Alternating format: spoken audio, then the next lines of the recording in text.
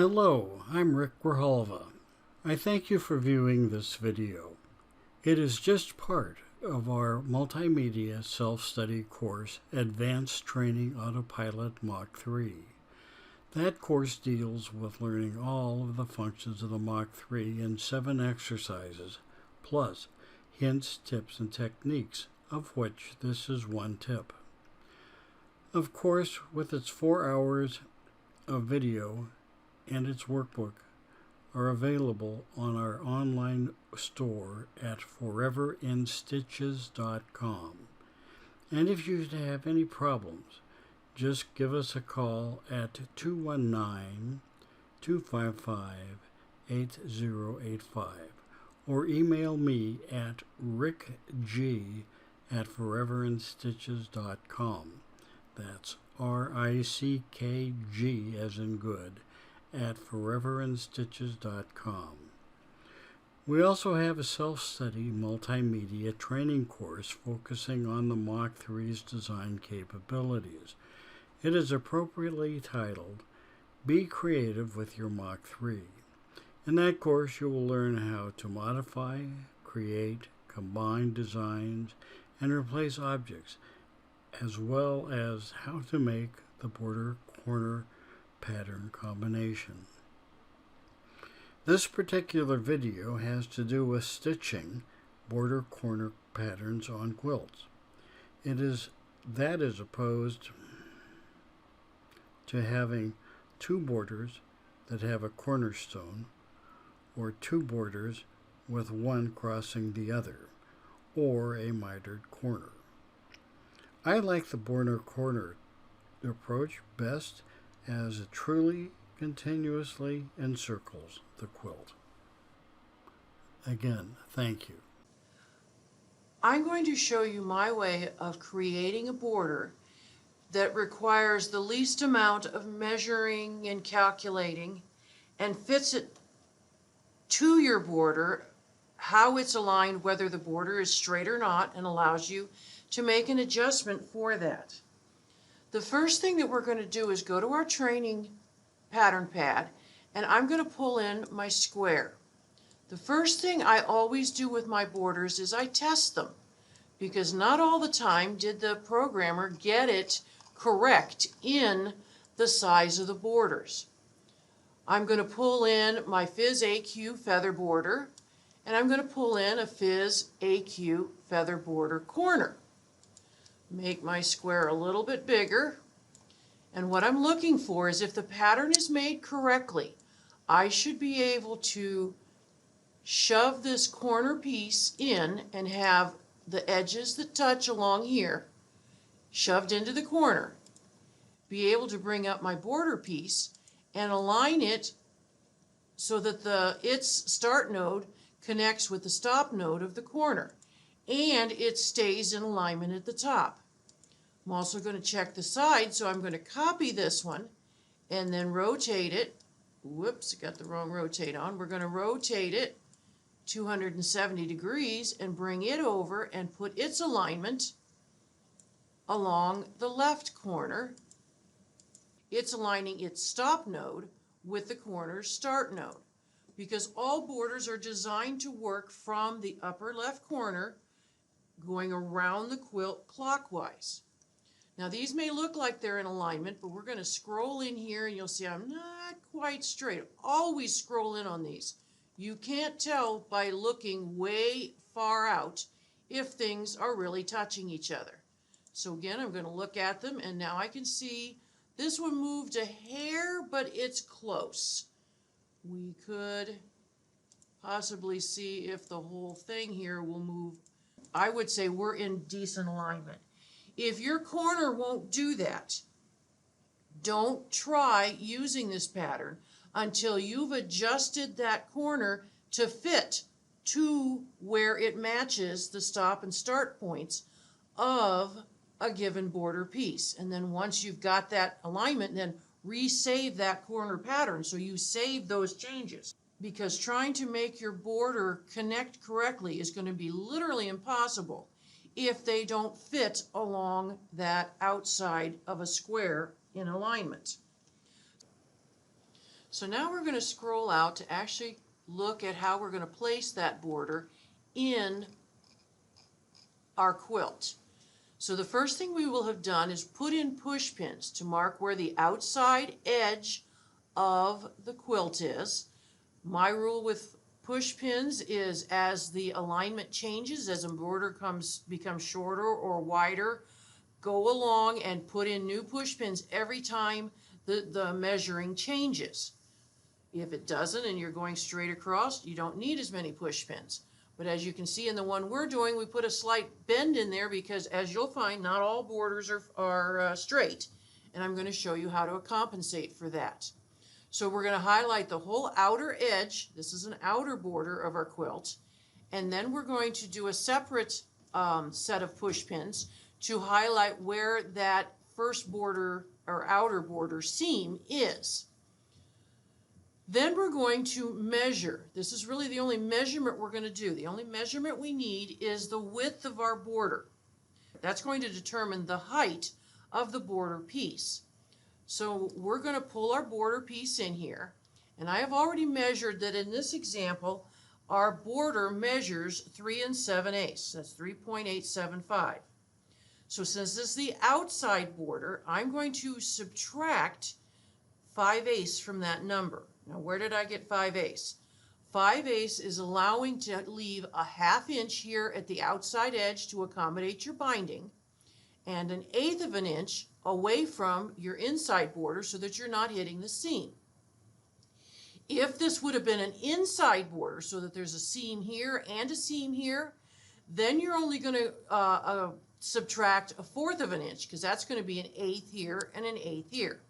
But since I'm showing you an outer border, we're going to subtract 5/8. So my border measured 3 7/8. I'm going to take away 5/8. So the height of my border piece needs to be 3.25. I'm going to go to transform, make sure maintain ratio is on, and I'm going to make my border 3 1/4. Okay. I'm going to move my border piece in here to the corner, and I'm going to align its bottom edge, the bottom edge of the pattern, sitting right on the push pin line. Now you're going to say, wait a minute, I don't want to sew into my border. Don't worry about leaving 1/8 of an inch there. We're going to deal with that later. Right now, we're just keeping everything square. So I have that piece set. I'm going to copy it, rotate it, basically 270 degrees because we're coming around the other side. Because remember, when you're dealing with a border, it's going clockwise from the upper left corner, so that this needs to be going go to stop, and coming back here, start to stop. So I'm going to grab this piece and just align it so I know where its alignment is along the push pin line. Now I'm ready to deal with the corner.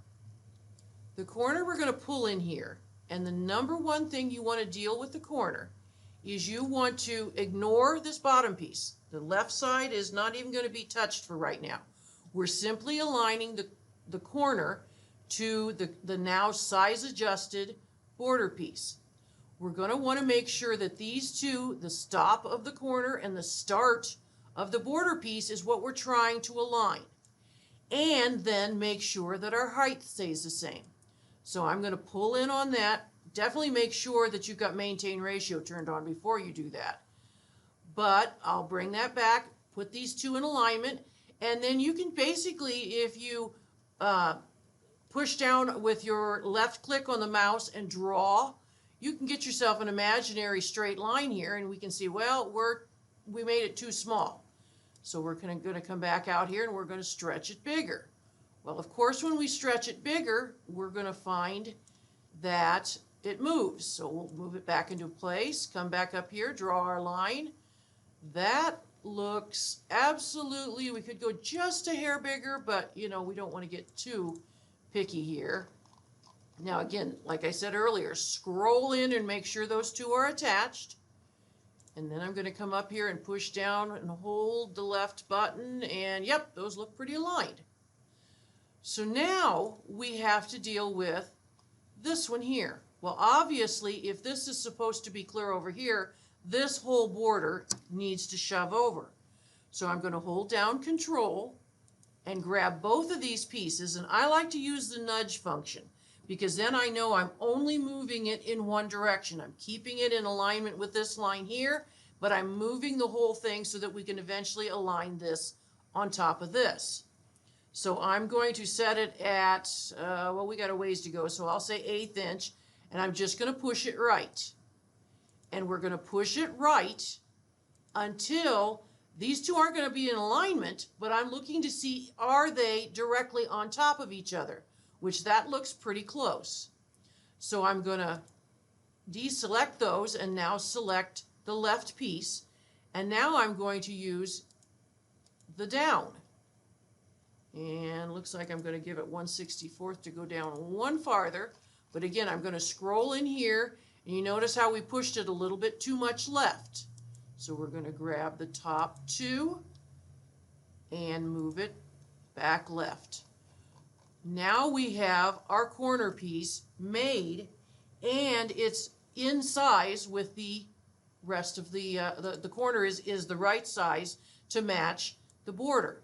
And if we want to test that, I'm going to come over here with my imaginary and look at that. Our imaginary square is showing us that those edges are going to come out. And this is going to be our 1/2 inch left there because we subtracted that. All right, we've got that place set. We're now going to hold down Control, and I want to copy these two because I want to get an identical sized copy over here. So again, I'm going to copy, bring it over. This time we're only going to rotate it 90 degrees once and bring it approximately where we want it. I'm going to set what I'm basically wanting the alignment on is I want this bottom edge of this piece. Now it sticks out farther because this is going in up here, but we're aligning the bottom edge of the border piece. If I highlight just it, you notice it's now sitting on your existing push pin line. So now those two are in alignment. Next thing we're going to do is decide how many repetitions we can fit in here. Again, we're not needing to measure this. We're just going to go by how many fit. So I'm going to hit repeat. And as you notice, looks like we're going to be able to get 3. And if I go in here to the corner, well, we're going a little bit too far. So now we want to size all 3 of those to be slightly less in length. So as you see in step 17, we're going to grab our side piece and move it. Now, for right now, we're just moving it so that they're on top of each other. Then we're going to turn around and hold down Control and select these 2 pieces, and I'm going to nudge them down. So now you can see, I got to go down a little bit more. There, that was a little bit too much. Sometimes using the 1/64 is just not quite enough. There we go. Now we want to make sure that things are straight. If your border wasn't straight, we need to accommodate for it. Well, the first thing we want to do is we can't modify any of these blocks if they're still remaining hooked together. We don't want to unreplicate them and move them because they're now sized for the width of our border. So what we're going to do is go to Group, tell it to ungroup, and click on these, and you'll separate your replicated border. That gives us the ability now to go into Transform, and I'm going to scroll way in on these. And this one I pretty well placed. However, as you can see, the border is coming down a little bit. We may want to slightly rotate that one. Because as you can see, we're going to rotate so now the bottom here is more following how the push pin line was doing. I'm going to come over to this one and we notice, we're way off the line. So we're going to come down and push down on this one. And that looks pretty good. I'm a little bit too low. Okay, I'll push up. And again, recognize we are changing our connections here, but we're going to fix that.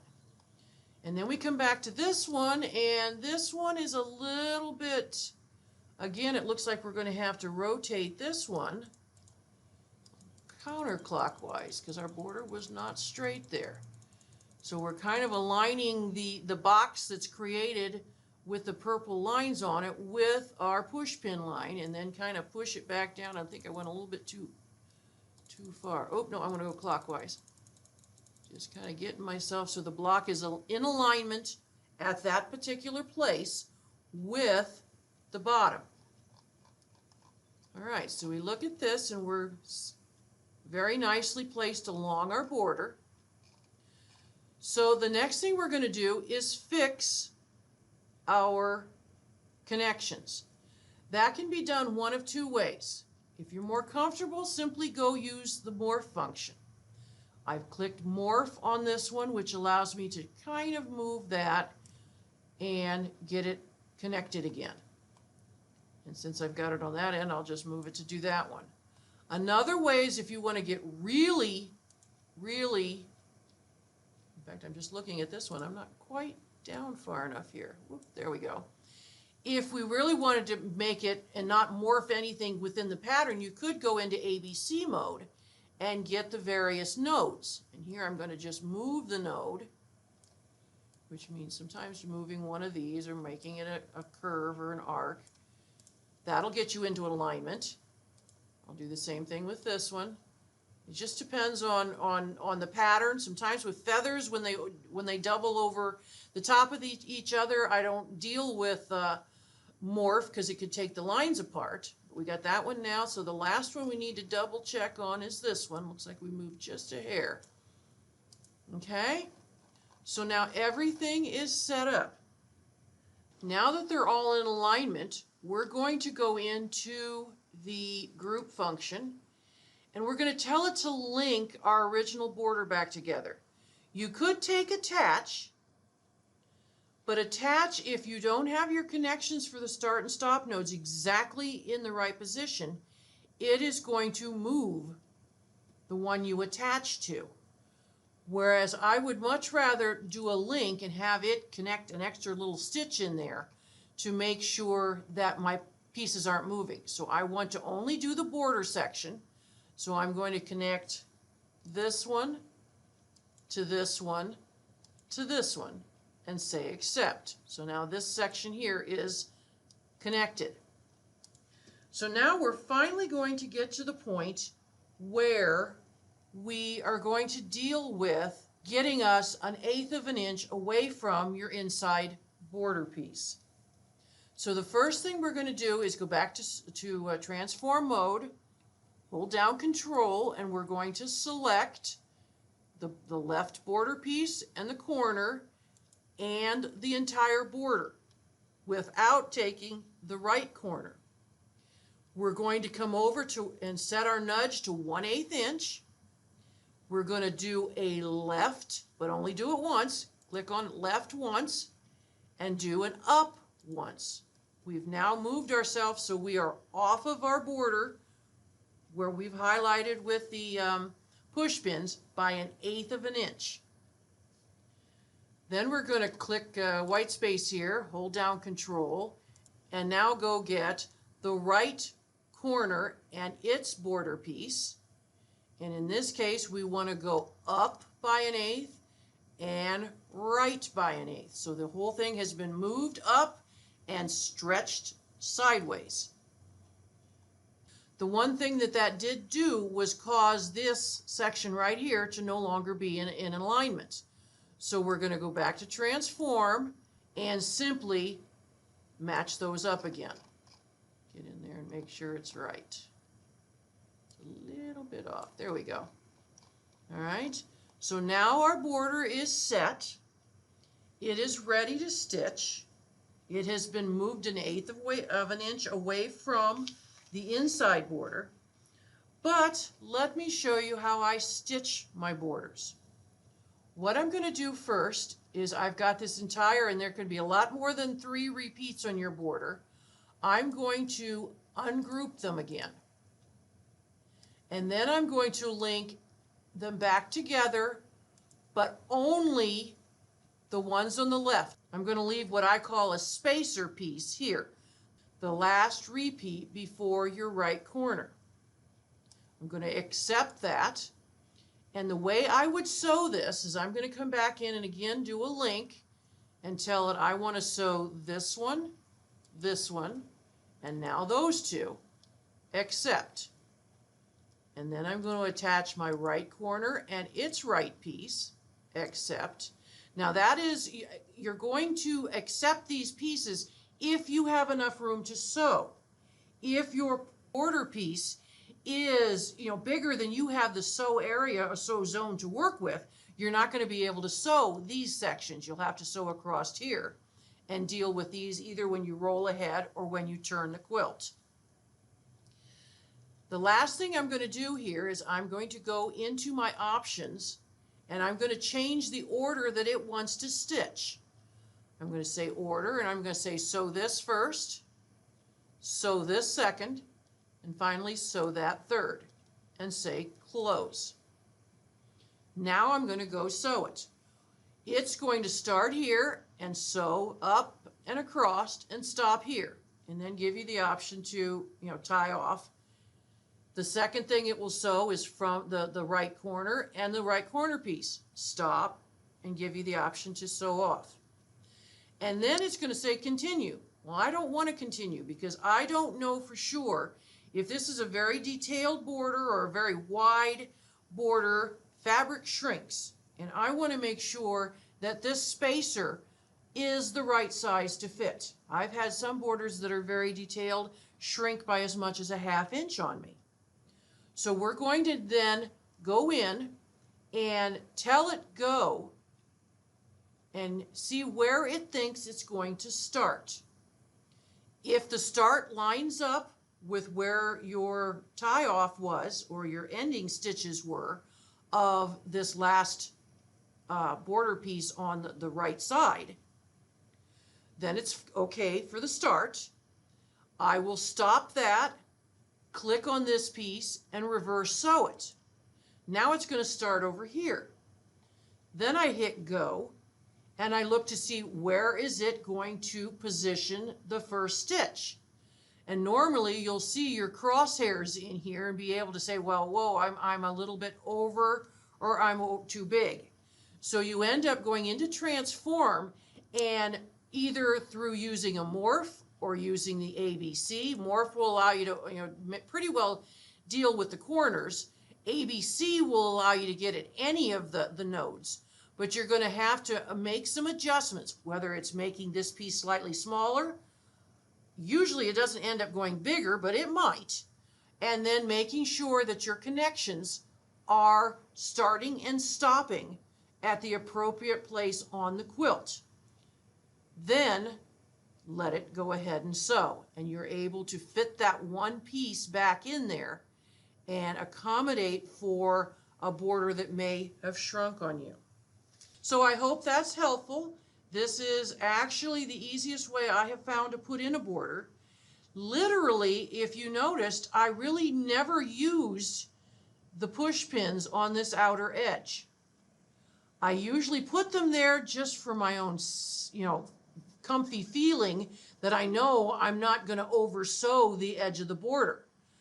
But if you've measured your border and you've made the height of your border piece correct, you shouldn't have to put in these push pins. If it takes a lot of time to do it, the only push pins you need are these here.